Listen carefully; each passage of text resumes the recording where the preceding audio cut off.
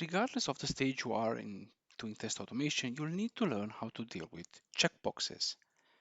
Yeah, I know. Uh, can be hard, can be frustrating, but don't worry. I'm here to help, and I'm not a robot, just raster test. And in this video, we're going to have a look at how we can master this checkboxing mystery in Cypress. So we have this website right here where we have single checks, where we can um, check or uncheck because we have disabled checkboxes, where we can check parts with the click of a button.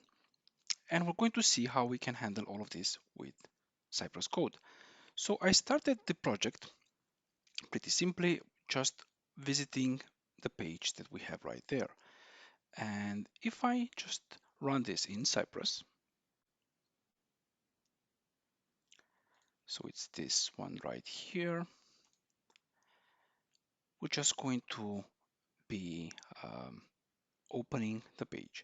Now we can interact with the page. The easiest way to interact if you do not master, let's say, selectors, or if you're just learning, in Cypress at least, is to use the built-in feature that allows you to navigate and get the selector of an element. So we have this selector right there. We can copy it. We go back to our Visual Studio Code. And since this is the checkbox, and we want to check it, we just do check. Okay. And if we run it again, and if we did everything correctly, perfect. We have it here as being checked. Now, if we wanted to uncheck it, we can just copy the code again and do uncheck. We run it now, and first it was checked, then it is unchecked. Perfect. Let's try this one right here before going into this section with the disabled. So again, we want to get the selector for the element. Okay, and then we do ci.get. And for this one, we're just going to click it. And it checked everything. Perfect.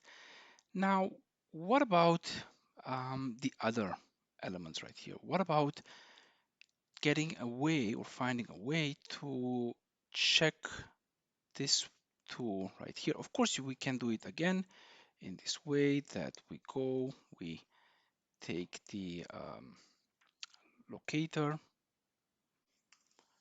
and we do check, and this is going to work. But we want a different way. We want a way to get all of this, all of the checkboxes that we have here, and without this multiple or mass checking, to have them checked. So let me show you what I mean. So let me just comment a few of these, and we go to the actual application. Now, if I open the developer tools, okay, let me just put it to the side. And in here, I want to get the checkboxes. And I can do that by using the following selector. Um,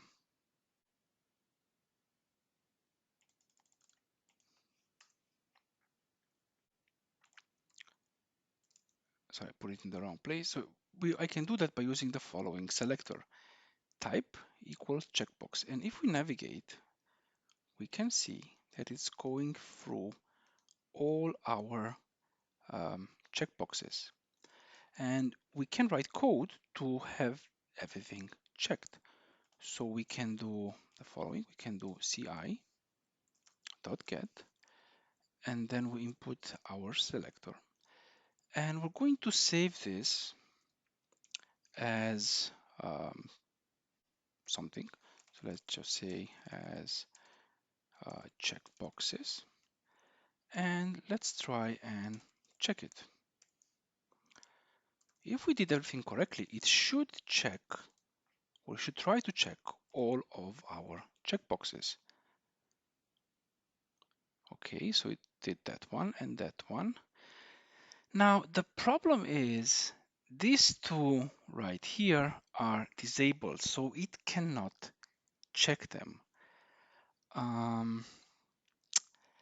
Okay, we can, of course, try to force this. Okay, let's try and force this. And it did work, but we can also do it without forcing it. And that is by just changing our selector right here. So we remove the forcing. Because in the if you put the force, you also check the ones that are disabled. And here we just need to change the selector and make it so that it only selects the ones that are enabled. Okay, and now if we run it again, we see we have 7 checkboxes. 1, 2, 3, 4, 5, 6, and 7. So there you have it. This was how you can handle checkboxes in Cypress. If you have any questions, feel free to write them in the chat. As always, do not forget to rest, then test. Have a good one, and I'll see you in the next one. Bye bye.